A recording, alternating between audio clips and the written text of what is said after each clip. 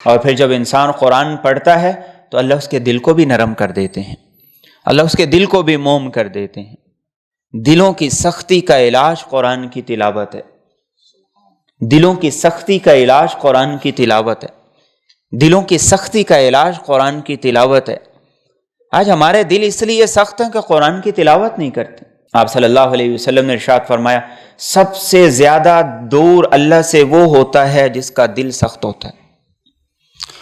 اس کے سخت دل کی مثال ایسے ہے جیسے چٹیل میدان کے اندر ایک چکنا پتھر پڑا ہوا ہے، اس چکنے پتھر کے اوپر جتنی بھی بارش ہے اس پہ ایک قطرہ بھی نہیں ٹھہر سکتا، جتنی بھی بارش آ جائے، جتنا بھی پانی اس پہ برس جائے۔ تو سخت دل کی مثال ایسے ہی ہے کہ اس پہ جتنی مرضی علم و حکمت کی باتیں اتریں اس کے اوپر ٹھہرتی نہیں ہیں، وہ پھسل جاتی ہیں۔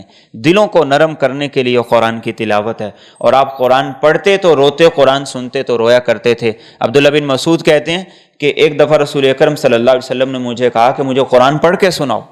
میں نے کہا یا رسول اللہ صلی اللہ علیہ وسلم، آپ کو میں پڑھ کے سناؤں؟ آپ پہ تو قرآن نازل ہوئے، میں کیسے آپ کو پڑھ کے سناؤں؟ تو آپ نے فرمایا نہیں، مجھے پڑھ کے سناؤ۔ فرماتے میں نے سورۃ نساء کی تلاوت شروع کی، میں منہمک ہو کے اپنے ذوق اور شوق کے ساتھ آپ کو سنا رہا تھا کہ حضور نے مجھے حکم دیا ہے تلاوت کروں، اور حضور میری تلاوت سن رہے ہیں۔ اور ایک جگہ آیت آئی فَكَيْفَ إِذَا جِئْنَا مِن كُلِّ أُمَّةٍ بِشَهِيدٍ وَجِئْنَا بِكَ عَلَىٰ هَٰؤُلَاءِ شَهِيدًا۔ فرمایا وہ دن کیسا ہوگا، ہر امت پر ایک گواہ لایا جائے گا، آپ کو بھی آپ کی امت پہ گواہ بنا کے لایا جائے گا۔ تو آپ نے فرمایا حسبک، بس کرو۔ فرماتے میں نے جب نظر اٹھا کے دیکھا تو آپ کی آنکھوں سے آنسو جاری تھے۔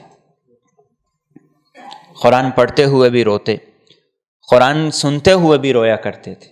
آج ہمارا رونا دھونا صرف دنیا کے لیے، ہمارا رونا دھونا اپنی اولاد کے لیے، ہمارا رونا دھونا اپنے کاروبار کے لیے، ہمارا رونا دھونا مہنگائی کے لیے، ہمارا رونا دھونا ٹماٹروں کے لیے، ہمارا رونا دھونا ان چیزوں کے لیے رہ گیا ہے۔ جس کے پاس بڑا مقصد نہیں ہوتا وہ چھوٹے مقصد کے لیے روتا ہے۔ ایک ریڑھی والا وہ 100 روپے کے لیے لڑے گا، اور ایک فیکٹری والا وہ 1,00,000 کے لیے لڑے گا۔ اللہ کے رسول صلی اللہ علیہ وسلم کے سامنے مقصد بڑا تھا تو آپ بڑے مقصد کے لیے روتے تھے، وہ امت کی مغفرت تھی، امت کی بخشش تھی۔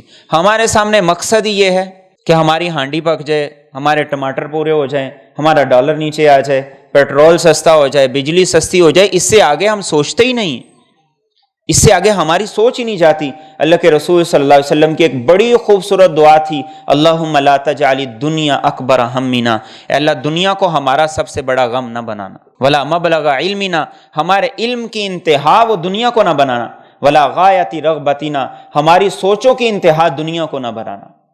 آج ہمارا سب سے بڑا غم دنیا، ہمارے علم کی انتہا دنیا، ہمارے سوچ کی انتہا دنیا۔